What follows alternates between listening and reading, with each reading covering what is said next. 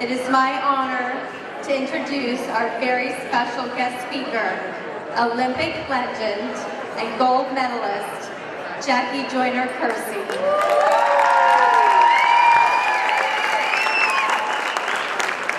Jackie is a track and field legend, one of America's greatest athletes. She's competed in 4 Olympics, winning 6 medals. She's one of the first American women to win Olympic gold medal in the long jump and still holds the world heptathlon record she set in 1988 Olympic Games.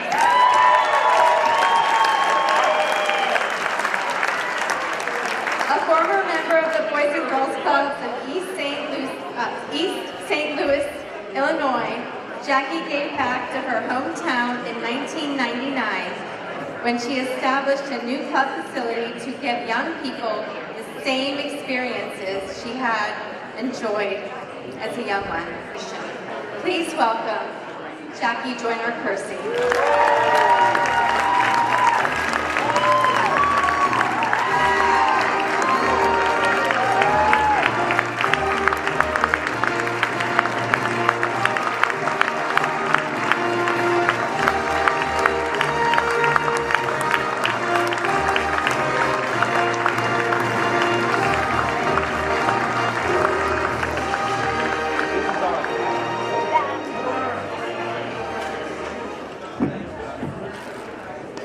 Thank you for that very warm welcome. I truly appreciate it, and I always like to recognize where my blessings come from. And growing up in a home where my mother and father were teenagers when they had my brother at the age of 14 and 16, and then I followed. And without the blessings of God and a strong faith and a lot of love, that we didn't focus on the things we did not have. Materialistic things, trying to keep up with your friends in schools who's wearing the fancy shoes or clothes. You know, that wasn't a part of our plan. And I was very fortunate to be exposed to a boys club, because when I was coming up, there weren't no boys and girls club. It was just the boys club. And because of a lot of my male friends played in the boys club, would always pick me to be a part of their team. And so the executive director, O.C. Hughes, would see me always looking on the outside, wanting to come in. And he didn't hesitate to open the doors and allow me to come into the boys club and just be able to play with my friends. And so as a young girl growing up in a community where all you heard was nothing good come from your community, by the time I would be 14, I would be pregnant.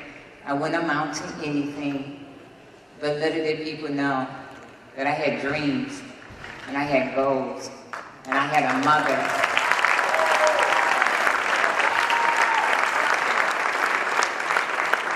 A mother that I thought was extremely strict, but when she was forcing me to read the local newspaper so I could understand what was going on in my community and the surrounding area, and that why it was important for me to be the leader, because I had 2 younger sisters.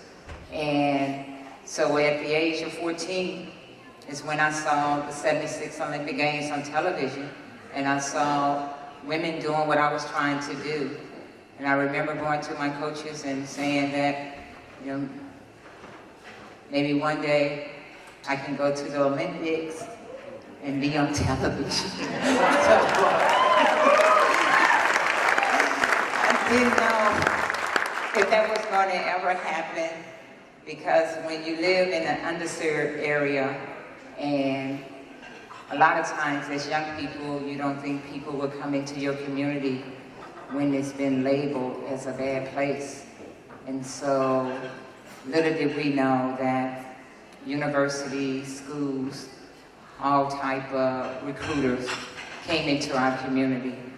And so for me, I was extremely blessed that someone saw the potential in me. And as I continue on, the Boys Club unfortunately ended up being shut down, or it was closed because of lack of funding. And the Mayor Brown Center was a community center that opened in my community right across the street from where I was growing up. And then by the time I received my basketball scholarship to go to UCLA, and as I journeyed from East St. Louis out to Los Angeles in my freshman year, it was very challenging.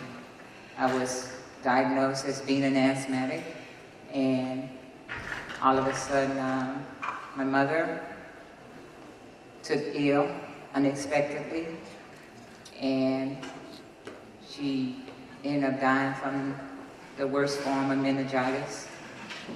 And I had to think about what I wanted to do with my life. And when I was 14, and I was thinking my mom was being strict, it was her words that I had to remember to take me through the most important part of my life, an 18-year-old. And understanding what she was teaching me was all of a sudden become the realization. And so as I journeyed over to the hospital, embraced with my sisters and my brother, and trying to figure out what we were going to do. And because we were all so saddened, and I wanted to go somewhere where I could find people uplifting, giving me a hug, and it was the community center. And little did I know, when I walked up to the doors had padlocks on them. And at that time, I walked away in disbelief and just started thinking, where do the young people go? Where do they go and work with a librarian like I did as a young person? Where they go and work with seniors who can become a part of their extended family? Where can they be exposed to athletics events without knowing that it's building character as well as revealing character? Learning to strategize, learning to set your own pathway. And so I thought of opening that center, but not knowing it would take resources to do so. So the one thing I had going for me was a scholarship. Got back on an airplane and went back out to Los Angeles, and I didn't have to worry about where I was going to sleep or not having a roof over my home, because we didn't have a home to stay in. And so on my journey back out to Los Angeles, going back into communities, just stayed with me. And I was fortunate enough to make my first Olympic team in '84, but still,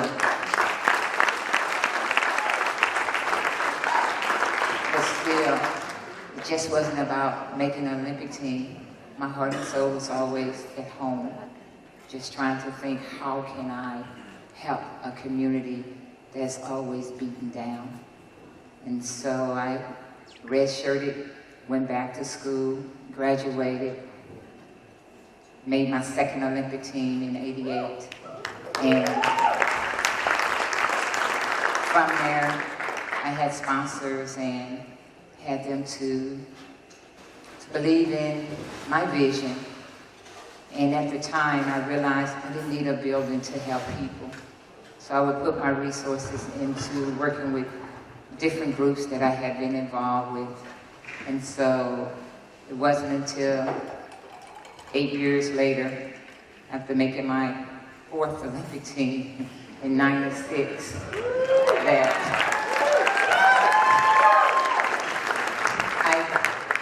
we broke ground on the Joyner-Kersee Center. And in 2000, we opened the Joyner-Kersee Center. And in opening that center. It allowed us to do our after-school programs and really embrace young people that sometimes they don't know where their next smile is going to come from. Be able to feed them, because that might be the only meal that they might get. Be able to clothe them, with them understanding that someone cares. And that's why I believe strongly in the Boys and Girls Club mission, because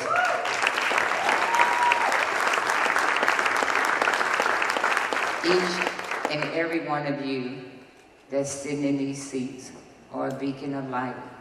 You give hope to the hopeless. Where others see tragedy, you see triumph. And it's because of your generous, open hearts that makes the difference in the lives of the young people that came and performed, and that passing out flowers and just doing so many things. And that all of you, as the chief said earlier about, this is a community. You don't want to talk about your challenges, but we all have to embrace our differences to make a difference in the lives of the young people. And the Boys and Girls Club, the investment that you make today is a return as you see the youth of the years walking around and just having a conversation with them. And those of you that have never walked through the doors of a Boys and Girls Club, give. You can give in many ways. You don't have to always have the finance, but if you can just give of your time, and that time is so precious, because that would make a difference in a young person's life, that sometimes they don't see that person giving them time. Just letting them know that you care. And for me, because as a freshman at UCLA, I was paired with someone who was supposed to mentor me. And that person never showed up. So that's why I give of my time. Last night I had my biggest fundraiser, and there was no way. People were saying, Jackie, you shouldn't be going anywhere. But I made a commitment to be here because I believe in this mission. I believe in you. I believe in what you're doing. I believe in you making a difference. And I wrap it up by saying that just remember, a lot of you have given already, but just know that you share shall multiply, and that you hold back on shall diminish. God bless you, and thank you.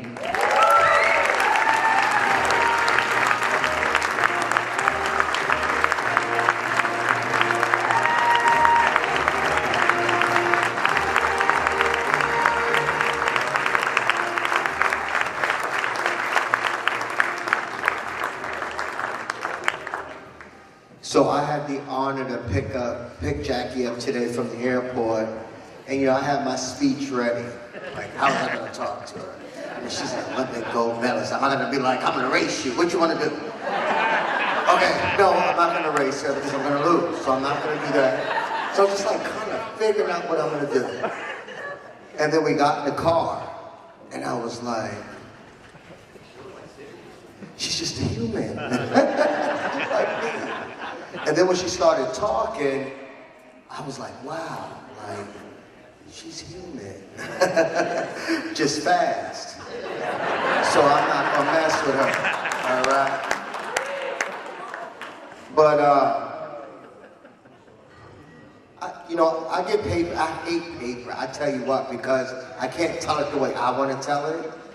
But I just want to tell you that the absolute only reason why I work for Boys and Girls Clubs, because I love the kids.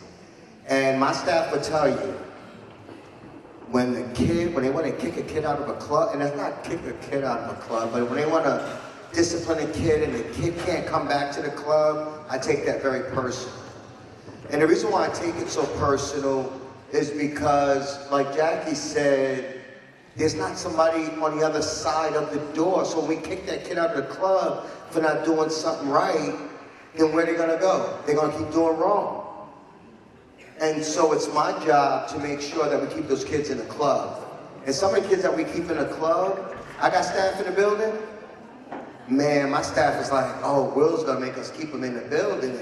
And knowing that this kid is gonna cause hell for the next, the next 12 years. And that's okay.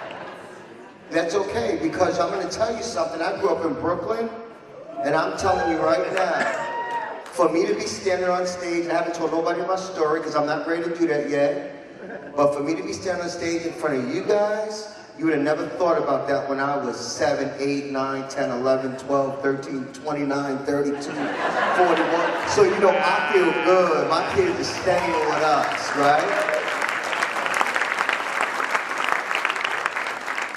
But I want to tell you, because I do this every day, a lot of you guys see me all the time. It's like every time I see Will, it's kind of having to go like this because he's asking for money. I'm not really asking for money, no. I'm asking for you to help support the mission that we have, and that's to make sure that every kid that needs us the most is taken care of. That's my job. My job is to make sure that if I'm having lunch with you, I'm not having lunch because I like to eat. But I'm saying that's not all I like to do. What I want to do is make sure that you understand that I really care about these kids. And to be honest with you, if I didn't have to have auctions and all that kind of stuff, I would just ask you for $2.5 million to be done. And be like, you don't even have to come to a party. You can just give me the 2.5, Ralph. Come on, Ralph. No? Not 2.5? Okay. I thought we were family, brother. I mean, but is it, you know what I'm saying? Put it out there, right? Because here's the deal. I'm going to be very honest with you. Our kids in St. Lucie County deserve nothing but the best. And when I go in other communities, and I talk to other CEOs, and I talk to other people in these other communities, they're like, oh, we just got this big fancy building, and we're just doing this for our kids. And then I come to St. Lucie County, and they tell me something a little different. I'm like, absolutely not.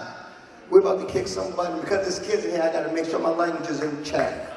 But I'm telling you right now, it's about the kids. It's your kids. These kids are gonna grow up, they're gonna be in your neighborhoods at some point. They're either going to be like Will Armstead today. I'm sorry. They're going to either be like Will Armstead today or Will Armstead when he was 16 years old. And I think you'd rather have the Will Armstead today than when I was 16 years old. I can almost guarantee you that. So here's where I want to go with this, because I don't know where I'm going. Because I'm like way off script. But that's okay. So we have a big campaign. I'm going to tell you what happened. I sat with my team and I said, what do we really need? My team said, we need this, we need that, we need this. So because I like math, I was like, that's going to cost $2.5 million. My team looked at me like I was crazy. I said, no, but it's going to cost $2.5 million.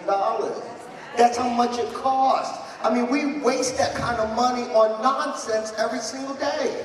I said, how are we going to get that fixed? I said, if I don't ask the people for it, then it's never going to happen. And if it never happens, then we can't complain about that 13-year-old that's walking next to you and you don't like the way he's looking or the way he's talking to you, or he doesn't have manners to his parents and all those other kind of things we don't like about teenagers and young people sometimes. So I said, we're going to go and we're going to ask.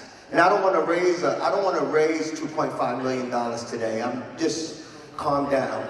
I don't want to raise 2.5. Do we need to do another chair around here? I don't want to raise 2.5 million, but I tell you what, I have a lofty goal tonight. And you know what? We started off right. Where's Casey at? Casey, me and Casey had a really good conversation, Casey, and you did awesome tonight. So you already put us in a good spot, right? The one thing Casey did different this year than we did last year is Casey wasn't afraid to ask for the money. And you know what? And and you weren't afraid to spend it. But I'm trying to raise $150,000, and I'm just going to be honest with you. And I'm going to tell you why I'm trying to raise $150,000. Because we have kids that we need to get out of the neighborhoods and get them in places where they need to go. There's kids that haven't been to a zoo. Come on, Sheriff, you know I know what I'm talking about because I worked with you for a long time, right? There's kids that have not left their neighborhood. And we need to get these kids out of the neighborhoods, and these kids are smart, not just with athletics. They're smart, they just need a chance. And we got a big group in here. And my expectation as a group, that we're gonna give these kids a chance. And I don't expect one person to do it, because it's not one person's job, it's all of our jobs to make sure that our kids are gonna live a healthy, productive life. And that's from Will Armstead's heart. And when I lose that piece, and I lose the heart piece, then it's time for me to go do something else. But right now I'm just gonna be upfront.